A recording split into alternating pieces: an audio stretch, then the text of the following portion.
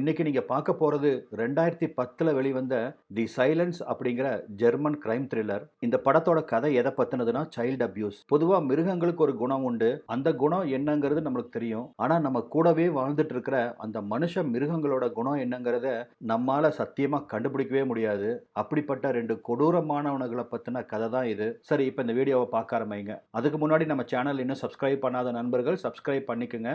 முடிஞ்சா இந்த வீடியோக்கு ஒரு லைக் போட்டுட்டு பார்க்க ஆரம்பிங்க. அது எனக்கு ரொம்ப உதவியாக இருக்கும். இந்த படம் ஆரம்பிக்கிற காலகட்டம் ஜூலை 8, 1986. இந்த கதை நடக்கிறதா சொல்லப்படுற இடம் ஜெர்மன் நாட்டில் இருக்கிற வால்சன் அப்படிங்கிற ஒரு குட்டி கிராமம். படத்தோட ஸ்டார்டிங்கில் 2 மனித மிருகங்களை காமிக்கிறாங்க. ஒருத்தன் பேர் பியர், இன்னொருத்தன் டிமோ. 2 பேரும் பியரோட வீட்டில் உட்காந்து பலான படம் பார்த்துட்டு இருக்கானுங்க. அதுக்கப்புறமா 2 பேரும் பியரோட ரெட் கலர் காரில் அந்த அப்பார்ட்மெண்ட்டை விட்டு கிளம்புறாங்க.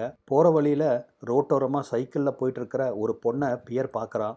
ஏற்கனவே அந்த பலான படத்தை பார்த்து டெம்ப்டாக இருந்த பியருக்கு ஒரு ஐடியா ஸ்ட்ரைக் ஆகுது. அதனால் அந்த பொண்ணு போன திசையிலேயே காரை திருப்பிட்டு போகிறான். அந்த பொண்ணு கோதுமை வயல்வெளியில் இருக்கிற ஒத்தையடி பாதையில் போயிட்டு இருக்குது. அந்த பொண்ணை இவங்க ஃபாலோ பண்ணுறானுங்க.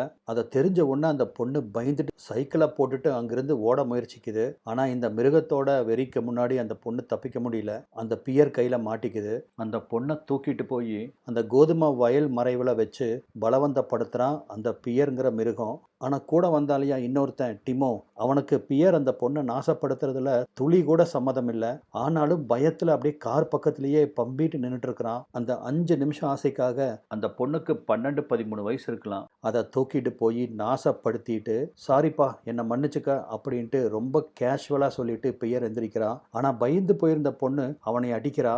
ஆனால் பாருங்க, இந்த மிருகம் கைக்கு கிடைச்சா எதையோ தூக்கி அந்த பொண்ணை போட்டு அடி அடின்னு அடிக்கிறான். அந்த மென்மையான உசுறு அங்கேயே போயிருது.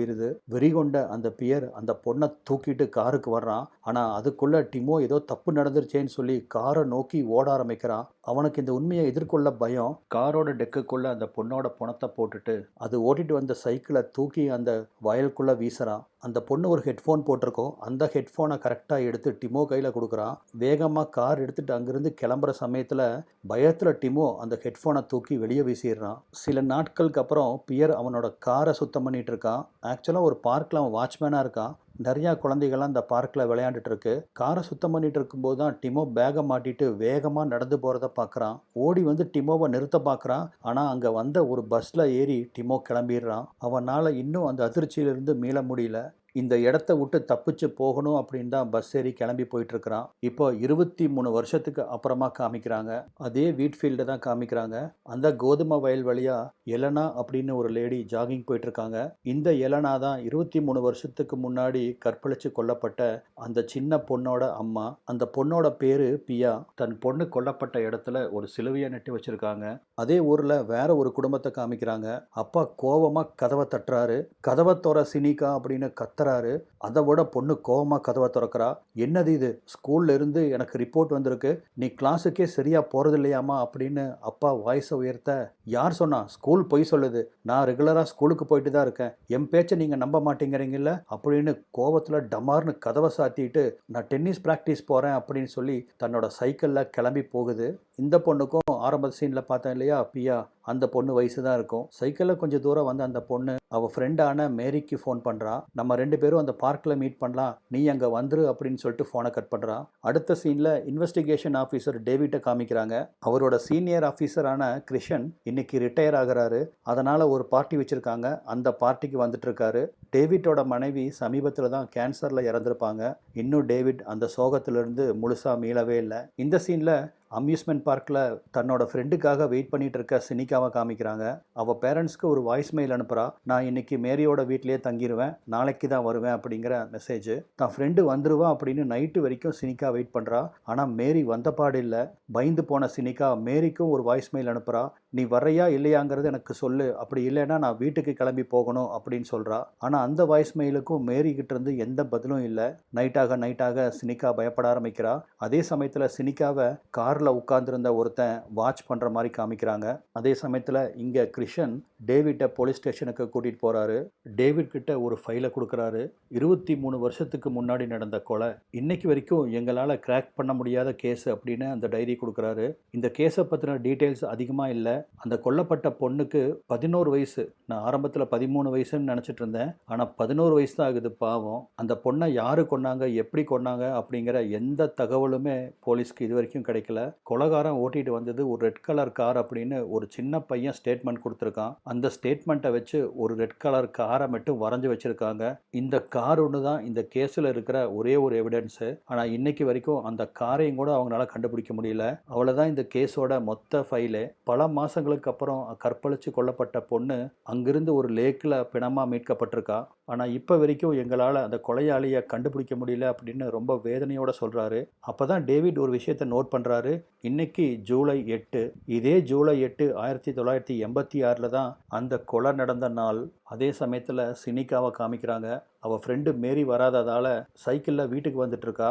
இவளை வாட்ச் பண்ணிட்டு இருந்த அந்த கார் இப்போ இவளை ஃபாலோ பண்ண ஆரம்பிக்குது. அந்த காரில் தன்னை யார் ஃபாலோ பண்ணிட்டு வராங்க அப்படின்னு சைக்கிளை நிறுத்தி சினிகா திரும்பி பார்க்குறா. காருக்குள்ளே இருந்து ஒருத்தர் இறங்குறான். கொஞ்ச நேரத்திலேயே பார்த்தீங்கன்னா அந்த பியாவோட சைக்கிளை தூக்கி வீசியிருப்பான் இல்லையா, அதே மாதிரி சினிகாவோட சைக்கிளை அந்த கொலைகாரன் தூக்கி வீசுறத காமிக்கிறாங்க. நல்லா தூங்கிட்டு இருந்த டேவிட்க்கு ஃபோன் அடிக்குது. திடுக்கிட்டு முழிக்கிறாரு. பார்த்தா காலையில் ஆயிடுச்சு. அடுத்த சீன்லேயே அந்த பியா கொல்லப்பட்ட இடத்துக்கு டேவிட் வந்து சேர்றாரு. அந்த இடத்துல இவரோட கொலீகான ஜானாவும் புதிய ஹெட்டான மேத்தியும் ஆல்ரெடி அங்கே இருக்காங்க. அந்த பியாவோட மர்டரில் கண்டுபிடிச்ச மாதிரி இன்னைக்கு சினிகாவோட சைக்கிளும் அந்த வீட் ஃபீல்டுக்குள்ள போலீஸ்காரங்க கண்டுபிடிக்கிறாங்க. ஆனால் எங்கே தேடியும் சினிகா அங்கே இல்லை. சினிகாவோட வீட்டில் அவளோட பேரண்ட்ஸ் கண்டிப்பாக பொண்ணு மேரியோட வீட்டில் தான் இருப்பா அப்படின்னு உறுதியாக நம்புகிறாங்க. இப்போ இந்த சீன் கட்டாயி புதுசாக ஒரு கேரக்டரை காமிக்கிறாங்க. அது வேற யாரும் இல்லை, அந்த 2 மிருகத்தில் ஒருத்தனான டிமோ. இப்போ டிமோ ஒரு ஆர்கிடெக்டாக ஒர்க் பண்ணிட்டு இருக்கான். அவன் வேலையை முடிச்சுட்டு வீட்டுக்கு வரும்போது நடுராத்திரி ஆயிடுது. அவனோட பொண்ணுங்க 2 தூங்கி போயிருக்க, அவனோட ஒய்ஃபு ஜூலியாவும் தூங்கிட்டாங்க. டயர்டாக வந்த டிமோ அவனும் படுத்து தூங்கிடுறான். இப்போ திரும்பவும் டிமோவை காமிக்கிறாங்க. அவன் வீட்டில் ஏதோ பார்ட்டி போல் இருக்கு. குழந்தைய கூட விளையாண்டுட்டு இருக்கான். அந்த சமயத்தில் தான் டிவியில் சினிகா காணாமல் போன விஷயத்த நியூஸில் சொல்கிறாங்க. இந்த சினிகாவோட கேஸும் 23 வருஷத்துக்கு முன்னாடி நடந்த பியாவோட கேஸும் ஒரே பேட்டர்னில் இருக்குது அப்படின்னு அந்த நியூஸு சொல்லவும் இதை கேட்டு டிமோ ஒரு நிமிஷம் ஆடி போயிடுறான். அவனுக்கு நெஞ்செல்லாம் அடைச்சிக்கிற மாதிரி ஒரு ஃபீலிங்கு. அவன் ஃபீலிங்ஸை மற்றவங்க யாரும் பார்த்துடக்கூடாது அப்படிங்கிறதுக்காக அந்த கூட்டத்திலிருந்து பிரிஞ்சு தனியாக போகிறான். அதே சமயத்தில் சினிகாவோட வீட்டில் டிவி பார்த்துட்டு இருந்த சினிகாவோட பேரண்ட்ஸு இந்த நியூஸை பார்த்த உடனே அதிர்ச்சி அடைகிறாங்க. சினிகாவோட டிஸ்அப்பியரன்ஸ் பியா கேஸோட பேட்டர்ன் கூட ஒத்து போகிறதால பியாவை ஒரு லேக்கில் கண்டுபிடிச்சிருப்பாங்க இல்லையா, இந்த பொண்ணையும் கொன்று அந்த லேக்கில் தான் தூக்கி போட்டிருப்பாங்கன்னு சொல்லி டேவிடும் அவரோட புதிய ஹெட்டான மேத்யூவும் சர்ச்சிங் டீமை விட்டு அந்த லேக்கை அலசி பார்க்குறாங்க. ஆனால் அந்த சர்ச்சிங் டீம் தேடி பார்த்து அந்த குளத்தில் எந்த பாடியும் கிடைக்கலன்னு சொல்கிறாங்க. சினிகாவோட பேரண்ட்ஸை விசாரிக்கிறதுக்கு டேவிட் அவங்க வீட்டுக்கு வராரு. அப்பா பொண்ணு டென்னிஸ் விளையாடத்தான் போனா அப்படின்னு சொல்கிறாரு. உங்கள் பொண்ணு அவளோட பாய் ஃப்ரெண்டு கூட எங்காச்சும் போயிருப்பாளோ அப்படிங்கிற மாதிரி டேவிட் ஒரு சந்தேகத்தை கிளப்புறாரு. ஆனால் சினிகாவோட அம்மா என் பொண்ணுக்கு பாய் ஃப்ரெண்டு கிடையாது அப்படின்னு டேவிட்டோட சந்தேகத்தை மறுத்துறாங்க. இங்கே டிமோவை காமிக்கிறாங்க. நைட்டில் அவன் வீட்டில் எல்லாரும் தூங்கி போயிருக்கிற டிமோ மட்டும் தூக்கம் வராமல் அப்படியே கலக்கத்தில் சினிகாவோட கேஸை பற்றியே யோசிச்சுட்டு இருக்கிறான். அவன் மைண்ட் அப்படியே ஒரு ஃப்ளாஷ்பேக்கை அசைப்போட ஆரம்பிக்குது. 23 வருஷங்களுக்கு முன்னாடி டிமோ ஒரு பார்க்கில் உட்காந்துருக்கான். அங்கே நிறையா குழந்தைகள்லாம் விளையாண்டுட்டு இருக்கு. அந்த சமயத்தில் ஒரு ஸ்ட்ரேஞ்சர் இவன் பக்கத்தில் வந்து உட்கார்றான். அவன் தான் பின்னால் டிமோவோட ஃப்ரெண்டாக மாறின அந்த பியர். 2 பேரும் அறிமுகமாயிக்கிறாங்க. ரொம்ப சீக்கிரத்திலேயே அவங்க 2 பேரும் ஃப்ரெண்ட்ஸ் ஆயிடுறாங்க. 2 பேர்த்துக்குமே ஒரு காமன் இன்ட்ரெஸ்ட் இருக்குது. அது என்ன இன்ட்ரெஸ்ட்னு பார்த்தீங்கன்னா பெடோஃபைல்ஸ் அப்படின்னு சொல்லுவாங்க. இதை தமிழில் சொல்லணும்னா சிறார் காமுகன் அப்படின்னு சொல்லுவாங்க. அதாவது குழந்தைங்க மேலே இவங்களுக்கு ஒரு செக்ஷுவல் அட்ராக்ஷன் இருக்கும். அந்த மாதிரி 2 காட்டு மிராண்டி ஜென்மங்க இதுங்க. அதனால் சீக்கிரமே அவங்க 2 பேரும் ஜெல் ஆயிடுறானுங்க. இப்போ ப்ரெசன்ட் சுச்சுவேஷனில் டிமோவை காமிக்கிறாங்க. அவன் மனைவி குழந்தைகள்லாம் நீச்சல் குளத்தில் விளையாண்டுட்டு இருக்க டிமோ ரொம்ப டிட்டாச்சாக ஏதோ யோசனை பண்ணிட்டு உட்காந்துட்டு இருக்கான். அவன் பாஸுக்கு ஃபோன் அடிக்கிறான். எனக்கு உடம்பு சரியில்லை, நாளைக்கு வேலைக்கு வர முடியாது அப்படின்னு அவருக்கு இன்ஃபார்ம் பண்ணிட்டு அவனோட மனைவியை வந்து பார்க்குறான். இப்போ தான் என்னோட பாஸ் கால் பண்ணாரு, ஆஃபீஸில் எனக்கு அர்ஜென்ட் ஒர்க் இருக்குது, நாளைக்கு நைட்டுக்குள்ளே நான் வந்துடுறேன் அப்படின்னு அவன் ஃபேமிலி கிட்ட சொல்லிட்டு அங்கேருந்து கிளம்புறான். அவன் எங்கே போகிறான் அப்படிங்கிறது நம்மளுக்கு தெரியல. அடுத்தது ஒரு ரிமோட்டான ஏரியாவில் ஒரு வெள்ளை கலர் கார் நிற்கிறத காமிக்கிறாங்க. அதுக்குள்ளேருந்து ஒருத்தர் இறங்குறான். உடம்புல இருந்து முகம் வரைக்கும் எதுவுமே தெரியாத அளவுக்கு கவர் பண்ணியிருக்கிறான். அப்போ அவன் கையில் வச்சிருக்கிற ஃபோன் அடிக்குது. கூப்பிடுறது யாருன்னு பார்த்தீங்கன்னா சினிகாவோட அப்பா. அப்படின்னா அந்த ஃபோனு சினிகாவோட ஃபோன் தானே. அந்த ஃபோன் ரிங் ஆகிறத பார்த்த அந்த மர்ம மனிதன் அந்த ஃபோனை அங்கிருந்து தூக்கி எறிகிறான். அன்றைக்கி நைட்டு டேவிட்டோட பழைய பாஸான கிருஷன் ஒரு பாக்ஸை தூக்கிட்டு வராரு. அந்த பியாவோட கேஸில் இவர் என்னென்ன எவிடன்ஸ் எல்லாம் கலெக்ட் பண்ணி வச்சுருந்தாரோ அது எல்லாத்தையும் கொண்டு வந்து டேவிட் கிட்ட கொடுக்குறாரு. அன்னைக்கு அந்த பியாவை கொன்னவன் தான் இன்னைக்கு சினிகாவும் கொண்டு இருக்கணும் அப்படிங்கிறாரு. இவரை பொறுத்த வரைக்கும் அந்த சினிகா உயிரோடு இருக்கிறதுக்கு வாய்ப்பே இல்லை அப்படின்னு நம்புறாரு. அவளை ஆல்ரெடி அந்த கொலகாரன் கொண்டுட்டான், நம்ம கண்டுபிடிக்கிறது மட்டும்தான் பாக்கி அப்படின்னு உறுதியாக நம்புறாரு. அவரால் இந்த கேஸை சால்வ் பண்ண முடியலையேன்னு ரொம்ப ஜென்யூனாக வருத்தப்படுறாரு. இப்போ 23 வருஷத்துக்கு முன்னாடி நடந்த ஒரு ஃப்ளாஷ்பேக்கை காமிக்கிறாங்க. இந்த 2 காமவெறி பிடிச்சவனுங்களும் க்ளோஸ் ஃப்ரெண்ட்ஸ் ஆயிட்டானுங்களா. அதனால் டிமோ அடிக்கடி பியரோட வீட்டுக்கு வர ஆரம்பிக்கிறான். அப்போ தான் ஒரு தடவை பியரும் என்னை போலவே உனக்கும் குழந்தைங்கன்னா தனி இன்ட்ரெஸ்ட் அப்படின்னு சொல்ல அதுக்கு டிமோ மறுப்பு தெரிவிக்கிறான். எனக்கு அந்த மாதிரி இன்ட்ரெஸ்ட் இல்லை அப்படின்னு எந்திரிச்சு போக முற்பட ரொம்ப கூலாக பியர் உனக்கு பிடிச்ச மாதிரியே ஒரு வீடியோ அங்கிட்ட இருக்கு அப்படின்னு சொல்லி ஒரு சின்ன பொண்ணை வயசான ஒருத்தன் தவறுதலாக பயன்படுத்துகிற வீடியோவை போடுறான். கதவு வரைக்கும் போன டிமோ அப்படியே அசையாமல் நிற்கிறான். அந்த வீடியோவிலிருந்து வர்ற சத்தம் அவனை அட்ராக்ட் பண்ணுது. அடுத்த செகண்ட் பார்த்தீங்கன்னா வந்து ஆணு வாயை திறந்து உட்காந்து அந்த வீடியோவை ரசித்து பார்த்துட்டு இருக்கிறான். என்ன கேடுகட்ட ஜென்மங்க. இப்போ இந்த ப்ரெசன்ட் சுச்சுவேஷனில் காடு மலைன்னு போலீஸ் சினிகாவை தேடாத இடம் இல்லை. ஆனால் அவளை கண்டுபிடிக்காததால் ரொம்ப நொந்து போயிருக்கிறாங்க. இப்போ இந்த போலீஸ் டீமை காமிக்கிறாங்க.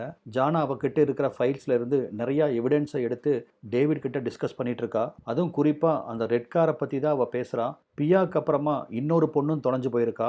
அந்த பொண்ணோட ஃபோட்டோ எடுப்பா பாருங்க. அப்போ தான் நம்மளுக்கு ஒரு அதிர்ச்சி காத்திருக்கும். போன சீனில் பியர் ஒரு வீடியோவை போடுவான் இல்லையா, ஒரு மைனர் பொண்ணை ஒரு கிழவன் தவறுதலாக தீண்டிட்டு இருக்கிற மாதிரி. அந்த வீடியோவில் காமிச்ச பொண்ணும் இப்போ ஜானா காணாமல் போயிட்டா அப்படின்னு அந்த ஃபோட்டோவில் காமிக்கிற பொண்ணு ஒன்று. அப்படின்னா இந்த பியர் பொண்ணுகளை கடத்திட்டு போய் அதுகளை தொந்தரவு பண்ணுறதெல்லாம் வீடியோ எடுக்கிறான் போல இருக்கு. இந்த பொண்ணு காணாமல் போன போதும் அந்த ஏரியாவில் ஒரு ரெட் காரை பார்த்ததா சில சாட்சிகள் சொல்லியிருக்காங்க. அந்த 1980s எத்தனை ரெட் கார் அந்த ஏரியாவில் ரெஜிஸ்டர் பண்ணப்பட்டிருக்கு அப்படிங்கிற டீட்டெயில்ஸை இப்போ ஜானா எடுத்து டேவிட் முன்னாடி நீட்டுறா. அதில் மொத்தம் 500 ரெட் கலர் காரு அந்த டைமில் அந்த ஏரியாவில் ரெஜிஸ்டர் ஆயிருக்கு. இதை கேட்ட டேவிட் பழைய பாஸ் கிருஷன் ஒரு ஃபைல் கொடுத்துருப்பார் இல்லையா, அந்த ஃபைலை தொலாவை பிடிச்சி எடுத்துகிட்டு வந்து அதில் இருக்கிற டீட்டெயில்ஸ் எல்லாத்தையும் கிராஸ் செக் பண்ண ஆரம்பிக்கிறாரு. அந்த ரெட் கலர் கார் வச்சுருந்த பல பேர்த்து கூட போலீஸ் இன்வெஸ்டிகேஷன் பண்ணியிருக்காங்க. ஒரு சில பேர் விட்டும் போயிருக்காங்க. விட்டு போயிருந்த அந்த ஒரு சிலரையும் இன்வெஸ்டிகேட் பண்ணணும் அப்படின்னு முடிவெடுக்கிறாங்க. இப்போ இந்த சீனில் டிமோவை காமிக்கிறாங்க. அவன் எங்கே வந்திருக்கான்னு பார்த்தீங்கன்னா அந்த வெல்சன் அப்படின்னு இப்போ பிரச்சனை நடந்துட்டு இருக்க அந்த ஊருக்கு தான் வந்திருக்கான். வந்தவன் நேராக போய் பியரை பார்க்குறான். பியர் இப்போ வரைக்கும் அந்த பார்க்கோட கேர்டேக்கராக தான் இருக்கிறான். பல வருஷங்களுக்கு அப்புறம் தன்னோட பழைய ஃப்ரெண்டை பார்த்ததுல பியருக்கு ஏக சந்தோஷம். நீ என்னை கண்டிப்பாக தேடி வருவேன்னு எனக்கு தெரியும் அப்படின்னு பியர் சொல்கிறான். உனக்கு எப்படி தெரியும் உன்னை தேடி வருவேன்னு டிமோ கேட்குறான். அதுவா பட்சி சொல்லுச்சு. சரி வா நம்ம ரூமுக்கு போகலாம் அப்படின்னு அவன் ஃப்ளாட்டுக்கு கூட்டிகிட்டு போகிறான். ஆனால் டிமோ பார்த்தீங்கன்னா ரொம்ப அவஸ்தையாக உட்காந்துருக்கிறான். உடனடியாக அவன் பாயிண்ட்டுக்கு வந்துடுறான். இப்போ அந்த லேட்டஸ்ட்டாக காணாமல் போன பொண்ணை என்ன பண்ணுன அப்படின்னு ஓப்பனாக பியரை பார்த்து கேட்குறான். இதை கேட்டு பியர் அதிர்ச்சி அடைகிறான். என்னப்பா என்னை இவ்வளோ தப்பாக நினச்சிட்டேன், அன்னைக்கு ஏதோ தண்ணி மப்பில் இருந்தனால அந்த தப்பை பண்ணிட்டேன், அதுக்கப்புறம் அந்த மாதிரி எந்த தப்பும் நான் இது வரைக்கும் செய்யலை, என்னை நம்பு அப்படிங்கிறான். ஆனால் டிமோக்கு அவன் வார்த்தையில் நம்பிக்கை இல்லை. அது எப்படி 2 கொலைகளும் ஒரே பேட்டர்னில் நடந்திருக்கு அப்படின்னு கேட்குறான். இது தற்செயலாக நடந்திருக்கலாம், அல்லது நான் பண்ண அந்த கொலையை பிடிச்சி போன எவனோ ஒருத்தன் அதே பேட்டர்னில் பண்ணியிருக்கலாம். ஆனால் சத்தியமாக எனக்கு இதுக்கு சம்மந்தம் இல்லை அப்படின்னு சத்தியம் பண்ணுறான். டிமோக்கு இன்னும் நம்பிக்கை வரல. நான் போகிறேன் அப்படின்னு எந்திரிச்சு கிளம்புறான். உன்னோட ஃபேவரேட் சீடியை இன்னும் பத்திரமா வச்சுருக்கேன் அப்படின்னு ஒரு சீடியை எடுத்து டிமோ முன்னாடி நீட்டுறான். ஒரு நிமிஷம் அமைதியாக நின்ன டிமோ டப்புன்னு அந்த சீடியை வாங்கிட்டு வேகமாக அங்கேருந்து போயிடுறான். நேராக ஹோட்டல் ரூம் வந்த டிமோ முதல் வேலையாக அந்த சீடியை போட்டு ரசிக்க ஆரம்பிக்கிறான். போன சீனில் ஜானா ஒரு பொண்ணை காமிச்சிருப்பா இல்லையா, அதே பொண்ணு தான் இப்போ அந்த வீடியோவில் இருக்கிறா. அந்த வீடியோவை பார்த்து மெய் மறந்து ரசித்த டிமோ தனக்கு தானே ப்ளஷர் பண்ண ஆரம்பிக்கிறான். ஆனால் அதுக்கப்புறமா தன்னோட கேவலமான செயலை நினச்சி கண்ணீர் விட்டு அழுக ஆரம்பிக்கிறான். இவனை மாதிரியும் சைக்கோ இருக்கிறாங்க, இவன் ஃப்ரெண்டு பியர் மாதிரியும் சைக்கோ இருக்கிறானுங்க. சைக்கோக்கள் பலவிதம், அதில் இதுக ஒரு விதம். இவங்க 2 பேர்த்துக்கும் காமனான இன்ட்ரெஸ்ட் இருக்கிறதால தான் இது வரைக்கும் டிமோ போலீஸில் தன் நண்பனை காட்டி கொடுக்காம இருக்கிறதுக்கு காரணம். இப்போ அந்த சீனில் 23 வருஷத்துக்கு முன்னாடி நடந்த அந்த ஃப்ளாஷ்பேக்கை காமிக்கிறாங்க. டிமோ கார்க்குள்ளே உட்காந்துருக்க பியர் கார் டெக்கில் இருந்து இறந்து போன பியாவோட உடம்பை இழுத்துட்டு போய் அந்த லேக்குக்குள்ளே தூக்கி வீசுறான். இப்போ சீன் அப்படியே ப்ரெசன்ட் சுச்சுவேஷனுக்கு கட் ஆகுது. டிமோ அந்த பார்க்கு ஊஞ்சலில் உட்காந்துருக்கான். அங்கே விளையாண்டுட்டு இருக்கிற குழந்தைகள் எல்லாத்தையும் பார்த்துட்டு இருக்கான். அப்போது பியர் அங்கே வர்றான். டே வாடா, உனக்கு பிடிச்ச சீடி ஒன்று கொண்டு வந்திருக்கிறேன் அப்படின்னு சொல்லவும் டிமோ வேண்டாம் விருப்பம் பியரை ஃபாலோ பண்ணிட்டு பின்னாடி நடந்து வந்துட்டு இருந்த டிமோ ரூம் வாசல் வரைக்கும் வந்துடுவான். ஆனால் உள்ளே போகாமல் அவனோட செயலை நினச்சி அவனுக்கே ரொம்ப கேவலமாக இருக்கும். அடுத்த வினாடி பார்த்தீங்கன்னா பியர்கிட்ட சொல்லிக்காம கொல்லிக்காம அங்கிருந்து வேகமாக ஓடுறான். அதே வேகத்தோட கார் எடுத்துட்டு போய் போலீஸ் ஸ்டேஷனில் நிறுத்துறான். இன்னைக்கு எல்லா விஷயத்தையும் போலீஸில் சொல்லிடணும் அப்படின்னு முடிவு பண்ணினவன் இறங்கலாம் அப்படின்னு டோரை ஓப்பன் பண்ண போகிறான். அப்போ தான் அவனோட குடும்பத்தை நினைக்கிறான். அடுத்த வினாடியே அவன் மனசு மாறுது. இப்போ அங்கிருந்து அந்த வீட் ஃபீல்டுக்கு போகிறான். பியா காணாமல் போன அந்த இடத்தவே வெறிச்சு பார்த்துட்டு ஒரு வீட்டுக்கு போய் கதவை தட்டுறான். அது யாரோட வீடுன்னு பார்த்தீங்கன்னா பியாவோட அம்மாவான எலனாவோட வீடு. எலனா தான் வந்து கதவை திறக்கிறாங்க. அவங்கள ஒரு கணம் பார்த்தவன் தயங்கி தயங்கி பேச ஆரம்பிக்கிறான். இங்கே தான் வீடு கிடைக்குமான்னு தேடி வந்தேன் அப்படின்னு சொன்னவன ரொம்ப பாசமாக எலனா வீட்டுக்குள்ளே கூப்பிட்டு உட்கார வச்சு டீ கொடுக்குறாங்க. டிமோ அவனோட பிஸ்னஸ் கார்டை எலனா கையில் கொடுக்குறான். இந்த ஏரியாவில் எனக்கு ஒரு வீடு வேணும், ஏதாவது இருந்தால் எனக்கு ஃபோன் பண்ணுங்க அப்படின்னு அந்த கார்டை அவங்க கையில் கொடுக்குறான். அப்படியே இந்த ரூமை சுற்றி பார்த்தவன் பியாவோட ஃபோட்டோவை பார்த்தோன்னே இது யார் உங்கள் பொண்ணா அப்படின்னு தெரியாத மாதிரி கேட்குறான். அதுக்கு எலனாவும் ஆமாம் அப்படின்னு தலையாட்டினவங்க 23 வருஷத்துக்கு முன்னாடி என் பொண்ணை கொன்னுட்டாங்க அப்படின்னு ரொம்ப வருத்தத்தோடு சொல்கிறாங்க.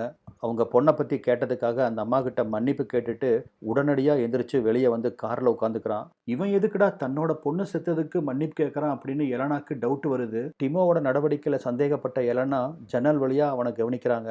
வேகமாக வெளியே வந்த டிமோ காருக்குள்ளே ஏறி உட்காந்து கதவை சாத்திட்டு தேம்பி தேம்பி அழுக ஆரம்பிக்கிறான். அவன் அழுகைக்கு என்ன காரணம்னு பார்த்தீங்கன்னா கொலை நடக்கிற போது தான் கூட இருந்தும் அந்த கொலையை தடுக்க முடியாமல் போயிருச்சே அப்படிங்கிற ஆதங்கம் தான். இத்தனை வருஷமா அதுதான் அவன் மனசை கொன்னுட்டு இருக்கு. காருக்குள்ள உட்காந்து அழுகிறவனை பார்த்து எலனா இன்னும் அதிர்ச்சி அடைகிறாங்க. கொஞ்ச நேரத்திலேயே கிருஷ்ணன் அங்கே வராரு. பியாவோட கேஸை பற்றி அடிக்கடி விசாரிக்க வந்த கிருஷ்ணன் எலனா மேலே ஆசைப்பட்டு அவங்கள கல்யாணம் பண்ணிட்டார் போல இருக்கு. அப்படிதான் நடந்திருக்கும். வந்த உடனே அவர்கிட்ட டிமோவோட பிஸ்னஸ் கார்டை காமிச்சு என் பொண்ணை கொன்ன கொலைகாரன் இப்போதான் இங்கே வந்துட்டு போகிறான் அப்படின்னு சொல்கிறாங்க. அதே சமயத்தில் இங்கே ஜானாவும் டேவிடும் 80s ரெட் கலர் கார் வச்சிருந்தவங்கள யாரையெல்லாம் விசாரிக்காமல் விட்டுருந்தாங்களோ அவங்கள எல்லாத்தையும் தேடி தேடி ஒவ்வொருத்தராக விசாரிக்க ஆரம்பிக்கிறாங்க. அந்த சமயத்தில் தான் டேவிட்க்கு ஒரு ஃபோன் வருது. எதுவும் அர்ஜென்ட் கால் போல் இருக்கு. என்ன விஷயம்னு அவர் டேவிட் சொல்லலை. நான் உடனடியாக கிளம்புறேன்னு சொல்லிட்டு அங்கேருந்து கிளம்பிடுறாரு. இப்போ ஜானா எங்கே வந்திருக்காங்க தெரியுமா? பியர் வீட்டுக்கு. கதவை திறந்த பியர் கிட்ட உங்கள் கூட கொஞ்சம் பேசணும் அப்படின்னு ஜானா சொல்கிறாங்க. இப்போ சீன் ஷிஃப்ட் ஆகி டிமோவை காமிக்கிறாங்க. அவன் காரில் பியாவோட உடம்பை கண்டுபிடிச்சிருப்பாங்க இல்லையா, அந்த லேக்கு பக்கத்தில் வந்து நிறுத்துறான். அந்த லேக்கவே ரொம்ப நேரமாக வெறிச்சு பார்த்துட்டு இருந்தவன் அவனோட ஒய்ஃபு ஜூலியாவுக்கு ஃபோன் பண்ணுறான். சாயந்தரம் வரேன்னு சொல்லிட்டு போய் எத்தனை நாள் ஆச்சு, ஏன் ஒரு ஃபோனும் கூட பண்ணல, என்னாச்சு உங்களுக்கு, நம்ம பொண்ணு கீழே விழுந்து அவளுக்கு முட்டியெல்லாம் காயம் அப்படின்னு படபடன்னு பொரியிறா. பொண்ணுகிட்ட கூட நான் பேசணும் அப்படிங்கிறாரு. ஆனால் அதுக்குள்ளே ஜூலியா யாரோ பெல் அடிக்கிறாங்க, நான் போய் பேசிட்டு வந்து உங்களுக்கு கால் பண்ணுறேன் அப்படின்ட்டு ஃபோனை கட் பண்ணிடுறான். இப்போ ஜூலியாவை காமிக்கிறாங்க. கதவை ஓப்பன் பண்ணுறா. சாட்சாத் நம்ம டேவிடும் கிருஷ்ணனும் அவளுக்கு எதிர்க்க நின்றுட்டு இருக்காங்க. எலனா டிமோவோட கார்டை கொடுத்துருப்பாங்க இல்லையா, அந்த அட்ரஸை வச்சு டிமோவை விசாரிக்கிறதுக்காக அவன் வீட்டுக்கு வந்திருக்காங்க. ஆனால் டிமோ பாருங்க அவங்க ஊருக்குள்ளேயே தான் இருக்கிறான். அது அவங்களுக்கு தெரியல. வேற ஒரு இடத்துல பியரை விசாரிக்க வந்த ஜானா அவங்க வீட்டுக்குள்ளே உட்காந்து 82லேருந்து 86 வரைக்கும் நீங்கள் ஒரு ரெட் கலர் கார் வச்சுருந்தீங்க, அந்த காரை பற்றி சொல்லுங்க அப்படின்னு கேட்குறா. இந்த கேள்வியை கேட்டதுமே பியர் ரொம்ப ஜாக்கிரதையாகிறான். ஆமாம், அப்படி ஒரு காரை வச்சுருந்தேன், ஆனால் அதை நான் எப்போவோ வித்துட்டேனே, இப்போ என்கிட்ட பைக்கு மட்டும்தான் இருக்குது அப்படிங்கிறான். எதுக்காக இதெல்லாம் நீங்கள் என்கிட்ட கேட்குறீங்க அப்படின்னு பியர் கேட்கவும், கேஸை பற்றி இன்ஃபர்மேஷன் கொடுக்காம ஒரு பொண்ணு காணாமல் போன கேஸில் நீங்கள் வச்சுருந்த மாதிரியே ஒரு கார் இன்வால்வ் ஆயிருக்கு, அதனால் ஜஸ்ட் ஒரு ரொட்டீன் விசாரணை அப்படின்னு மட்டும் சொல்கிறாங்க. 1986 ஜூலை 8ஆம் தேதி நீங்கள் எங்கே இருந்தீங்க அப்படின்னு கொஞ்சம் ரீகால் பண்ணி சொல்ல முடியுமா அப்படின்னு ஜானா கேட்கவும் பியர் அலர்ட் ஆக ஆரம்பிக்கிறான். நாயக மோப்பம் பிடிச்சி வந்துருச்சு அப்படிங்கிறத புரிஞ்சுக்கிட்டவன் முகத்தில் எந்தவித பதட்டத்தையும் காமிச்சிக்காம 23 வருஷத்துக்கு முன்னாடி நடந்ததை இப்போ வந்து கேட்டால் எப்படிங்க சொல்ல முடியும், ஒரு நிமிஷம் இருங்க அப்படின்னு எந்திரிச்சு உள்ளே போகிறான். இப்போ இங்கே டேவிட்டை காமிக்கிறாங்க. ஜூலியாவை கேள்வி மேலே கேள்வியாக கேட்டு குடஞ்சு எடுக்கிறாங்க ரெண்டு பேரும். ஒன்றுமே புரியாத ஜூலியா, ஆமாம் எதுக்காக இதெல்லாம் கேட்குறீங்க அப்படின்னு டேவிட்டை பார்த்து கேட்குறாங்க. அந்த கேள்விக்கு டேவிட் பதில் சொல்லாமல் தவிர்த்துறாரு. அப்போ தான் கிருஷ்ணனும் பாத்ரூமுக்கு போகிறேன் அப்படின்னு சொல்லிட்டு அங்கேருந்து எந்திரிச்சு போகிறாரு. அப்போ அவர் பர்ஸ் அங்கே விட்டுட்டு போகிறாரு. அந்த பர்ஸில் டிமோவோட விசிட்டிங் கார்டு இருக்கிறத பார்த்த ஜூலியா அதிர்ச்சி அடைகிறாங்க. டிமோக்கு என்னாச்சு, என்ன விஷயமா விசாரிக்க வந்திருக்கீங்க அப்படின்னு ரொம்ப நர்வஸாக கேட்குறாங்க. அதே சமயத்தில் இங்கே வேகமாக உள்ளே போன பியர் அவன் டிராயர்ல இருந்து ஒரு டைரி எடுக்கிறான். கூடவே சின்னதாக ஒரு கத்தி எடுத்து அவனோட பேண்ட் சைடு பாக்கெட்டுக்குள்ளே வச்சுக்கிறான். என்னைக்காவது ஒரு நாள் தன்னை மோப்பம் பிடிச்சி போலீஸ் வருவாங்க அப்படின்னு முன்கூட்டியே யோசிச்ச பியர் ஃபேக்கா ஒரு டைரியை ரெடி பண்ணுறான். அதாவது அவனுக்கு டைரி எழுதுகிற பழக்கம் இருக்கிற மாதிரியும் தினம் தினம் நடக்கிறத அவன் டைரியில் குறிப்பிட்டு வைக்கிற மாதிரியும் ஆல்ரெடி ஒரு ஃபேக் டைரியா ரெடி பண்ணி வச்சிருக்கான். அதை ஜானா கிட்ட படிச்சு காமிக்க, எங்கே அந்த டைரி என்கிட்ட கொடு அப்படிங்கிறாங்க. ஒருவித தயக்கத்தோடையே ஜானா கிட்ட அந்த டைரியை கொடுக்குறான். ஆனால் அவனோட ஒரு கை கத்தி இருக்கிற அந்த பேக்கெட் பக்கத்திலேயே வச்சிருக்கிறான். எனி டைம் ஜானா அவனை கண்டுபிடிச்சிட்டானா அவளை தீர்த்து கட்டுறதுக்கு தயாரா இருக்கிறான். இங்க ஜூலியாவை டேவிட் இன்னும் கேள்வியாலேயே தொலைச்சிட்டு இருக்காரு. உங்க ஹஸ்பண்ட் சின்ன வயசுல எங்க படிச்சாரு, எங்க இருந்தாரு, எங்க மீட் பண்ணீங்க அப்படின்னு ஒவ்வொன்றா கேள்வி கேட்க 86 வரைக்கும் டிமோ வால்சன் அப்படிங்கிற ஒரு குட்டி கிராமத்துல தான் படிச்சாரு. அதுக்கப்புறம் அந்த கிராமத்தை விட்டு டவுனுக்கு வந்த அவரை நான் மீட் பண்ணி கொஞ்ச நாள்லயே நாங்க 2 பேரும் கல்யாணம் பண்ணிக்கிட்டோம். டிமோவோட கேரக்டரை பத்தி டேவிட் விசாரிக்கிறாரு. ரொம்ப தங்கமானவர், குழந்தைங்கன்னா அவருக்கு ரொம்ப பிடிக்கும், அதுவும் பெண் குழந்தைங்கன்னா அவருக்கு ரொம்ப இஷ்டம் அப்படின்னு அந்த மான்ஸ்டரோட உண்மையான முகம் தெரியாம பாவம் இந்த ஜூலியா புருஷனுக்கு சர்டிஃபிகேட் கொடுக்குறாங்க. அதே சமயம் பாத்ரூமுக்கு போறேன்னு சொல்லி போன கிருஷ்ணன் ரொம்ப நேரமாகி இன்னும் வரலையே அப்படின்னு தேடி வந்து பார்க்குறாங்க. வந்தா மனுஷன் டிமோவோட கம்ப்யூட்டர்ல உட்கார்ந்துருந்தவர் ஏதோ முக்கியமான ஒரு ஆதாரத்தை கண்டுபிடிச்சிட்டேன் அப்படின்னு வெற்றி சிரிப்போட உட்கார்ந்துருக்காரு. டிமோவோட ஃபோல்டரை ஆக்சஸ் பண்ணி அந்த ஃபோல்டருக்குள்ள வச்சிருந்த சின்ன குழந்தைகளை பத்தியான தப்பான வீடியோ எல்லாத்தையுமே கிருஷ்ணன் கண்டுபிடிச்சிட்டாரு. இதையெல்லாம் ஜூலியா கிட்ட சொல்ல ஜூலியாவுக்கு ஒரு நிமிஷம் தொண்டையே கவ்வற மாதிரி ஆகி போகுது.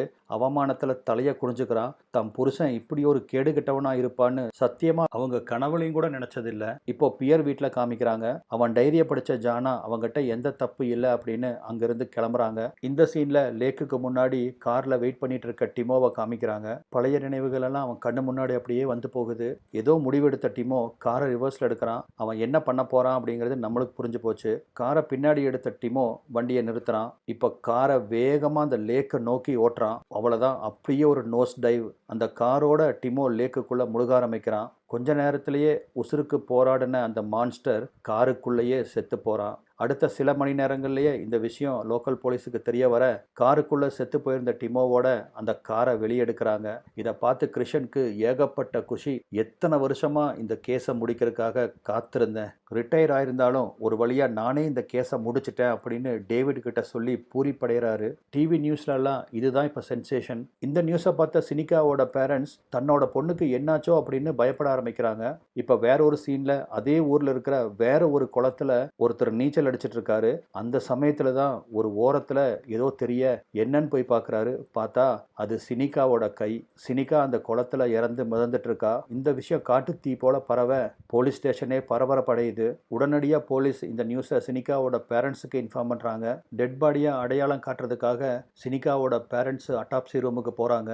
டேவிட் கிருஷ்ணனோட பழைய ஃபைல்ஸ் எல்லாத்தையும் ரொம்ப அவசரமா புரட்டுறாரு. அவருக்கு ஏதோ ஒரு சந்தேகம் வந்திருக்கு. பியாவோட கேஸ்ல ஒரு சின்ன பையன் ரெட் காரை பார்த்தேன் அப்படின்னு சொல்லியிருப்பான் இல்லையா, அவன் பேசினதை எவிடன்ஸா கேசட்ல ரெக்கார்ட் பண்ணி வச்சிருப்பாங்க. அந்த கேசட்டை போட்டு கேட்க ஆரம்பிக்கிறாரு. அப்பதான் அந்த பையன் ஒரு இடத்துல பேசஞ்சர் சைடில் உட்கார்ந்துருந்தவர் தான் பியாவோட ஹெட்ஃபோனை தூக்கி வெளியே போட்டாரு, அதை நான் பார்த்தேன் அப்படிங்கிறத சொல்லியிருக்கான். பாருங்க எவ்வளவு விஷயத்த போலீஸ் அப்ப கோட்டை விட்டுருக்காங்க. அந்த பையனோட வாக்குமூலத்திலிருந்து இந்த கொலையில டிமோ மட்டும் இல்ல, அவன் கூட வேற ஒருத்தனும் இருந்திருக்கான் அப்படிங்கிறது கன்ஃபார்ம் ஆகுது. ஓடி போய் தன்னோட புது பாஸான மேத்யூ கிட்ட இந்த விஷயத்த டேவிட் சொல்றாரு. ஆனா அதை மேத்யூ ஏற்க மறுக்கிறாரு. இதோ பாரு டேவிட், அந்த பியாவோட ஹெட்போன்ல இருந்த டிஎன்ஏவும் டிமோவோட டிஎன்ஏவும் ஒத்து போகுது. போதாததுக்கு அவன் பிடோஃபைல் வேற. இதை எல்லாத்தையும் விட போலீஸ் தன்னை கண்டுபிடிச்சிடக்கூடாதுன்னு அவன் பேரை மாத்தி இத்தனை நாள் வாழ்ந்துட்டு இருக்கான். டிமோ தான் அந்த கொலையாளின்னு தெளிவாக ப்ரூவ் ஆயிடுச்சு. தேவையில்லாமல் கண்டதையெல்லாம் பேசி குழப்பாத அப்படின்னு டேவிடை திட்டிட்டு போகிறாரு. ஆனால் டேவிடுக்கு ஒரு விஷயம் புரியல. பியாவை கற்பழித்து கொண்டு இருக்கான், ஆனால் சினிகாவை கற்பழிக்கலை, கொலை மட்டும்தான் பண்ணியிருக்கான். அதுதான் ஏன் அப்படின்னு அவருக்கு புரியல. டிமோ பெடஃபைலாக இருந்தால் அந்த பொண்ணை கண்டிப்பாக கற்பழிச்சிருப்பான், ஆனால் அவன் கற்பழிக்கலை. அப்படின்னா இதில் இன்னொருத்தனும் இருக்கான். இவங்க 2 பேர் சேர்ந்து தான் அந்த கொலையை பண்ணியிருக்காங்க அப்படின்னு டேவிட் ரொம்ப உறுதியாக நம்புறாரு.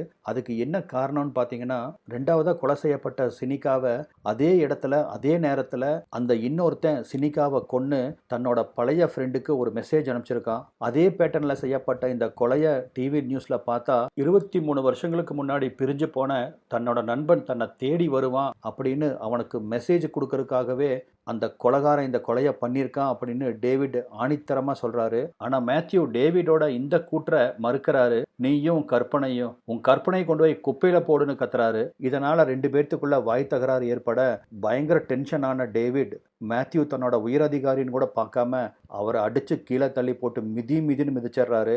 அடி வாங்கினதுல கடுப்பான மேத்யூ டேவிட் அந்த டிபார்ட்மெண்ட்டை விட்டு டிஸ்மிஸ் பண்ணுறதா சொல்லிட்டு போகிறாரு.